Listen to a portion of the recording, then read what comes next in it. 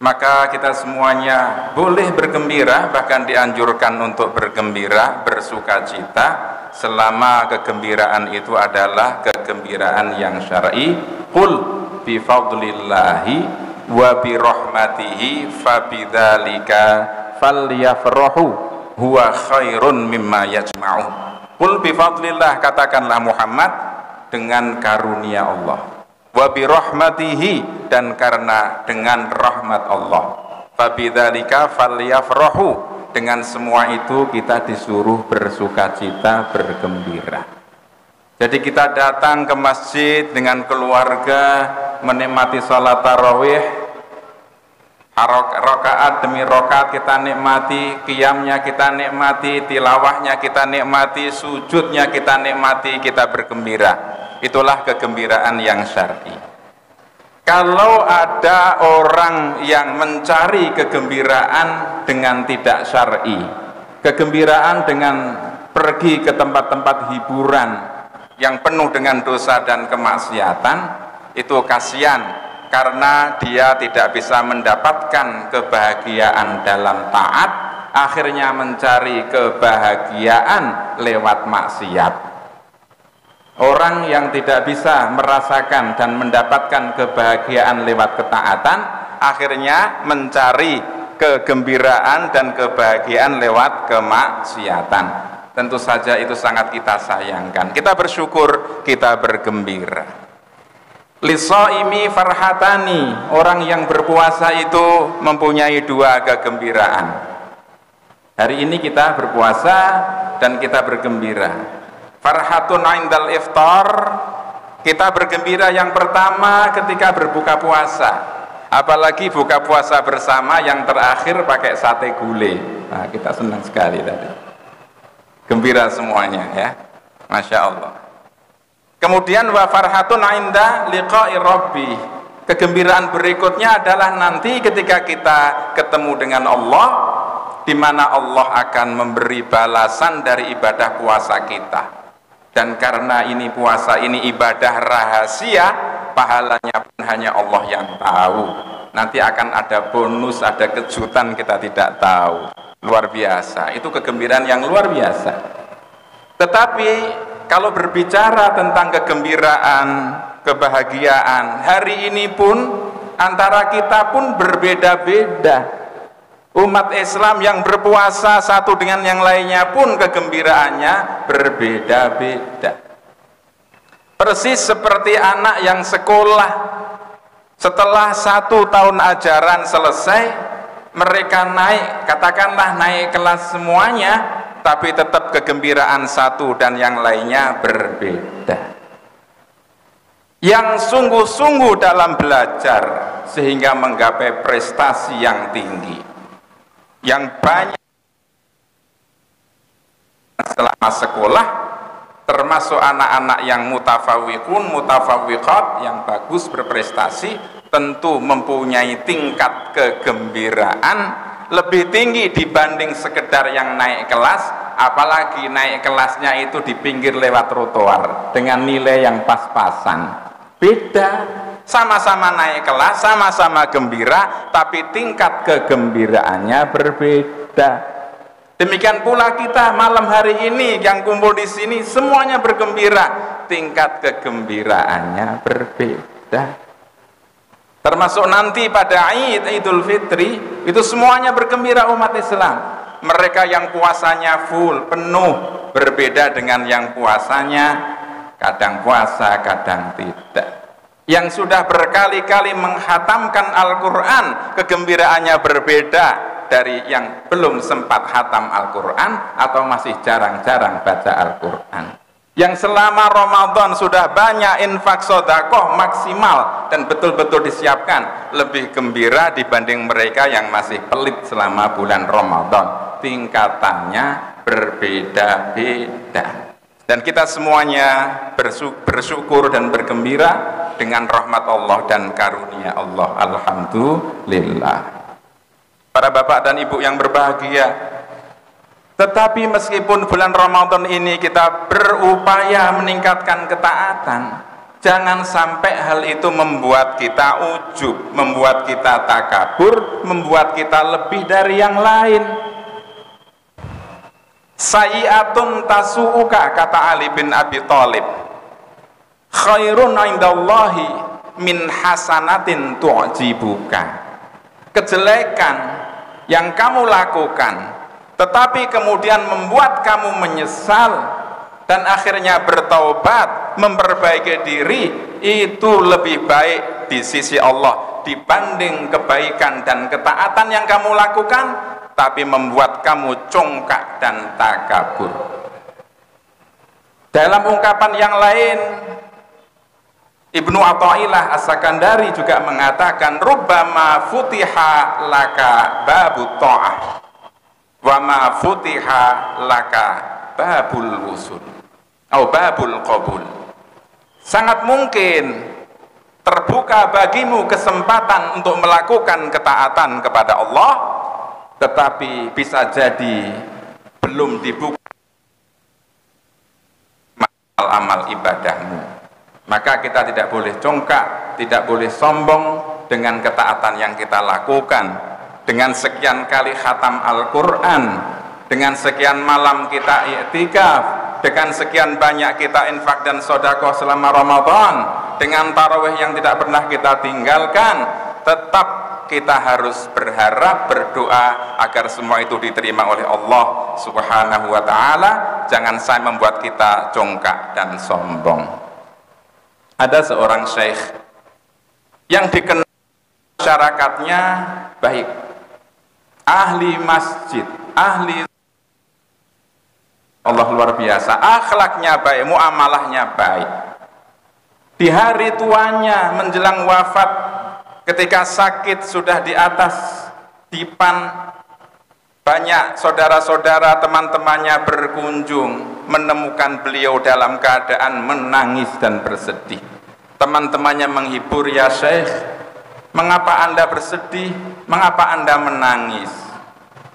Sementara ini kami menemukan Anda sejak kecil ahli masjid, ahli ibadah, ahli sedekah, berakhlak karimah.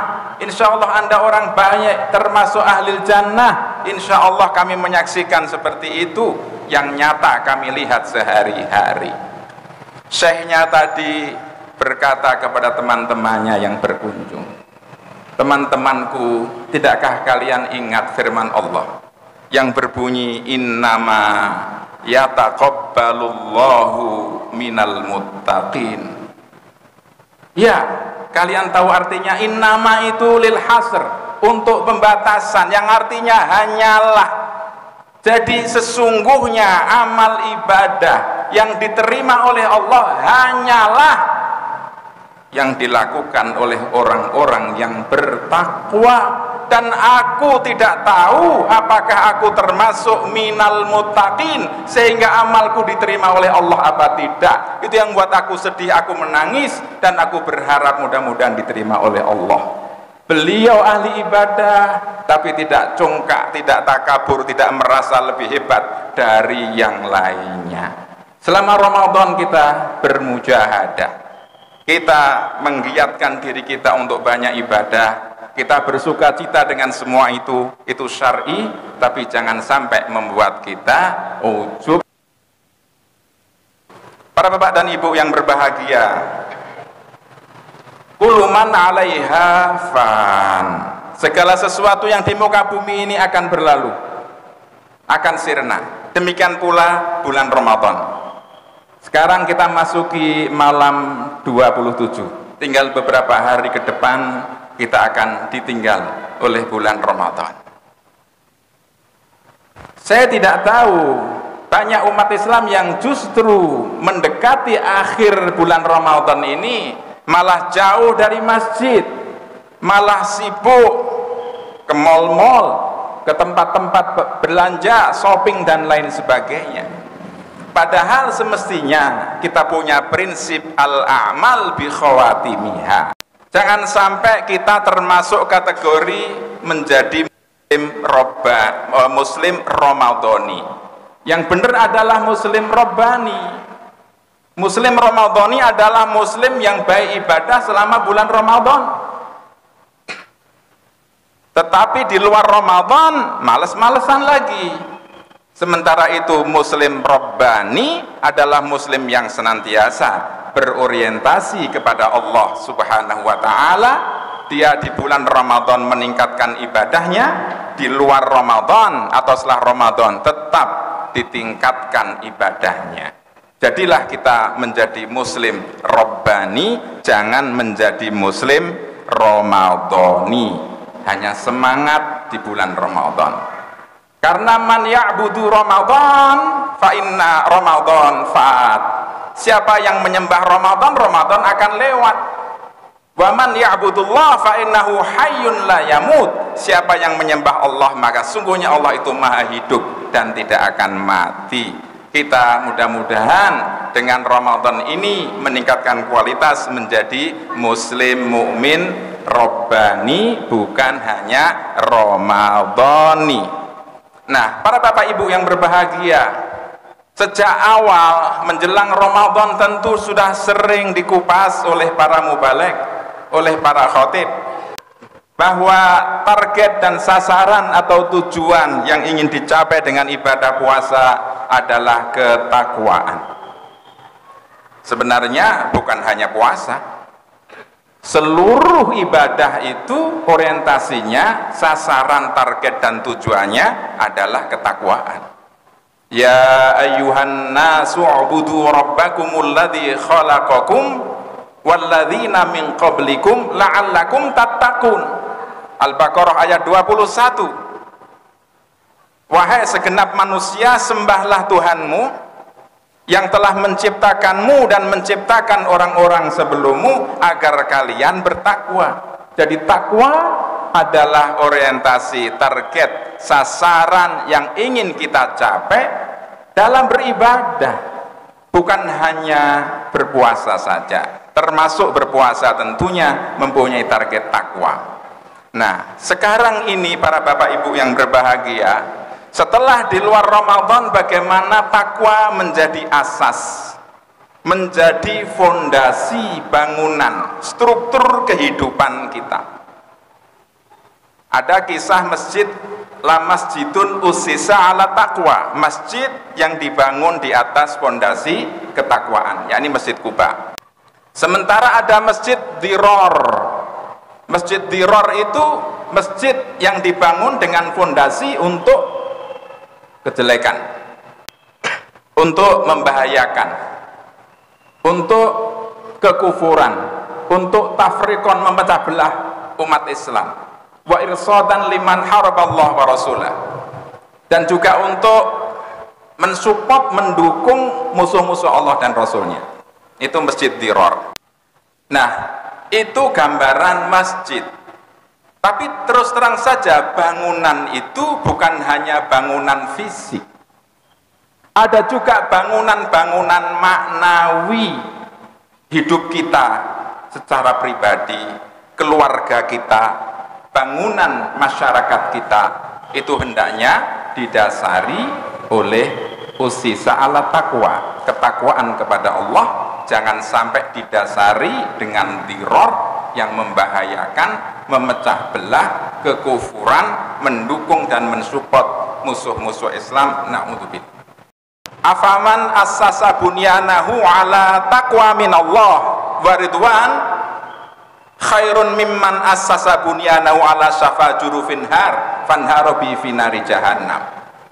Dalam gambaran yang lain, apakah yang mendasari bangunannya di atas ketakwaan dan keridhaan dari Allah Subhanahu wa taala itu lebih baik daripada mereka yang mendasari bangunannya di atas atau di pinggir, di tepi jurang yang akan runtuh dan akhirnya mereka runtuh ke dalam neraka jahanam. Maka hidup kita harus kita bangun di atas fondasi ketakwaan. Kita bukan hanya membangun rumah dengan fondasi yang kuat, tapi pribadi kita, keluarga kita, masyarakat kita, cara kita berjual beli, cara kita bermuamalah harus dibangun di atas fondasi ketakwaan. Itulah yang akan mendatangkan keberkahan dan masyarakat yang unggul. Tapi sementara masyarakat yang membangun fondasi kehidupannya diroron, yakni untuk membuat bahaya, mencelakakan, kejahatan, maka mereka akan runtuh di tengah jalan. Ini yang harus kita pertahankan nanti meskipun kita akan meninggalkan atau ditinggalkan oleh bulan Ramadan. Nah, sekarang kita melihat apa dan bagaimana fondasi asas takwa itu.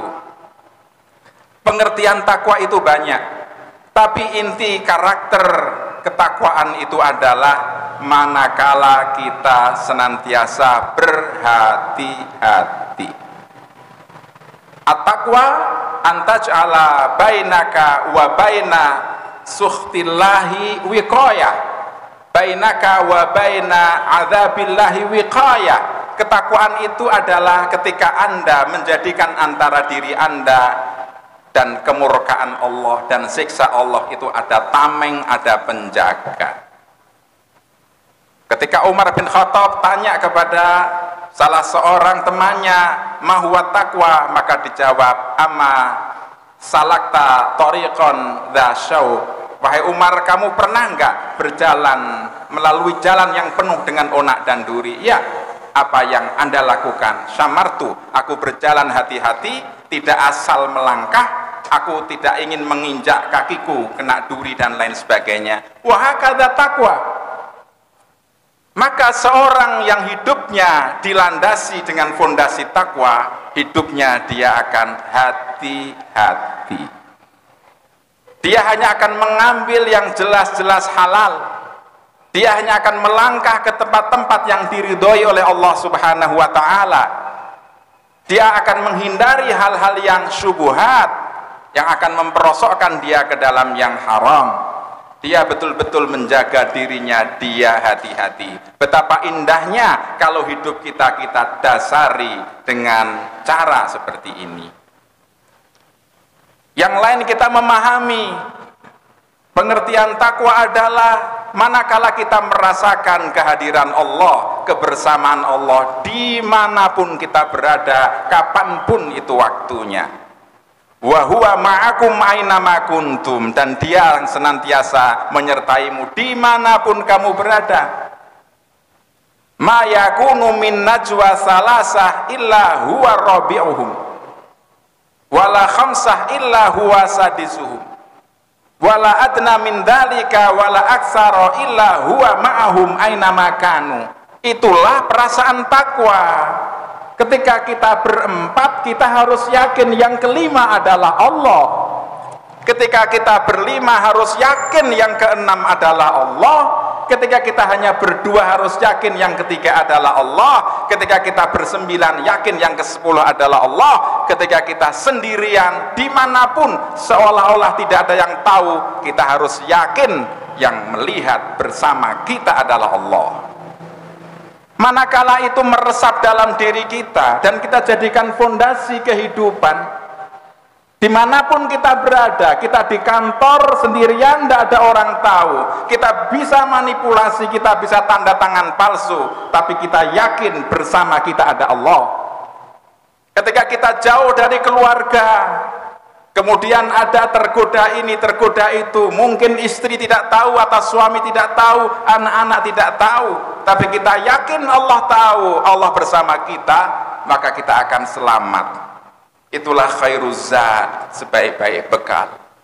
Maka di luar Ramadan pun, Ramadan kita sudah dilatih oleh madrasah Ramadan untuk senantiasa merasakan kehadiran Allah, pengawasan yang melekat dari Allah. Betapa indahnya kalau masyarakat melandasi hidupnya dengan perasaan muraqabah bahwa Allah ada bersama dia kapanpun, dimanapun dia berada. Maka insya Allah hidupnya akan tentram, akan nyaman. Negara pun tidak akan dibangkrutkan. Orang-orang itu para koruptor itu karena mereka tidak merasakan kehadiran Allah, tidak melandasi kehidupannya dengan asas takwa, tapi asasnya adalah diror, untuk membuat bencana, kecelakaan dan kejahatan di tengah-tengah masyarakat. Para Bapak Ibu yang berbahagia, banyak kalau kita pelajari dan sudah sering, monggo nanti silahkan diingat-ingat kembali apa yang sudah disampaikan di mimbar ini. Mungkin kuliah setelah tarawih, mungkin ketika kajian menjelang buka puasa, atau ketika Jum'ah. Saya yakin tentang karakter, sifat-sifat, watak ketakwaan itu sudah dikupas, dan mari semua itu kita ambil, kita jadikan sebagai fondasi landasan kehidupan kita, baik pribadi, keluarga maupun masyarakat. Para Bapak Ibu yang berbahagia, jangan keluar Ramadan ini kemudian kita malah turun. Bulan Syawal artinya peningkatan. Jangan kebiasaan baik yang sudah kita rintis selama Ramadan kemudian kita bubarkan, kita bubrai. Wala takunu kallati naqadat ghazlaha min ba'di quwwatin angkasa. Jangan kalian seperti seorang wanita yang memintal benang berhari-hari menjadi selembar kain, setelah jadi malah dirusak, dibubrai kembali sehingga tidak mendapatkan hasil. Persis seperti orang yang selama Ramadan membiasakan diri tadarus Al-Quran, menghadiri sholat dengan berjamaah tepat waktu, sekhusyuk mungkin, banyak sedekah infak, tapi kemudian di luar Ramadan kembali lagi rusak lagi seperti sebelum Ramadan, seolah-olah Ramadan tidak memberikan bekas apa-apa. Disinilah kita ada rahasianya mengapa gitu lah ya.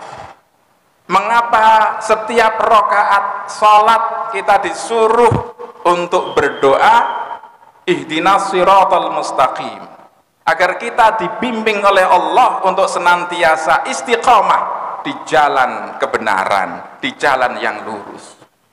Kata-kata istiqomah ini mudah diucapkan tapi luar biasa.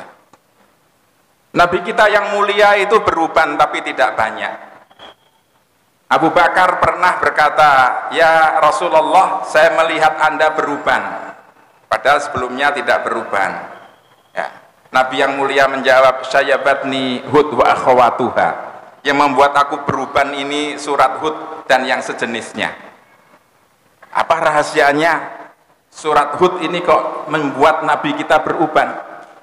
Dalam banyak kitab tafsir, katakanlah tafsir Qurtubi menjelaskan, dari surat Hud itu ada ayat 112 kalau tidak salah, menerangkan tentang wastaqim kama umirta, yaitu perintah untuk istiqomah. Istaqim, istiqomahlah wahai Muhammad sebagaimana engkau diperintahkan oleh Allah. Kata-kata istiqomah inilah yang berat, yang membuat beliau sampai beruban. Maka beliau memberikan bimbingan kepada kita semuanya bahwa khairul a'mal adwamuha wa inqalla, itu artinya istiqomah. Sebaik-baik amal adalah yang terus langgeng kita kerjakan meskipun sedikit. Maka para Bapak Ibu yang berbahagia, setelah nanti kita keluar dari bulan Ramadan ini, mudah-mudahan kita bisa istiqomah. Hal-hal yang sudah terbiasa baik kita lakukan, jangan sampai kita tinggalkan meskipun sedikit. Ramadan kita baca Quran sehari bisa berjuz-juz, tapi minimal nanti di luar Ramadan ya jangan sampai males baca Al-Quran. Khairul a'mal adwamuha wa in qalla. Istiqomah. Para bapak dan ibu yang berbahagia, kita bersyukur sedemikian rupa alhamdulillah selama bulan Ramadan mendapatkan pendidikan yang luar biasa. Maka mari sekali lagi kita jadikan fondasi kehidupan kita adalah takwa, dan kebiasaan-kebiasaan baik terus kita jaga dan kita laksanakan, dan itu merupakan salah satu dari tanda-tanda diterimanya ibadah kita. Mudah-mudahan amal ibadah kita diterima oleh Allah dan kita juga masih dipertemukan dengan Ramadan berikutnya. Ya, kita jadikan sepanjang tahun seolah-olah Ramadan. Demikian kajian singkat, mudah-mudahan bermanfaat. Aku qouli hadza. Assalamualaikum warahmatullahi wabarakatuh.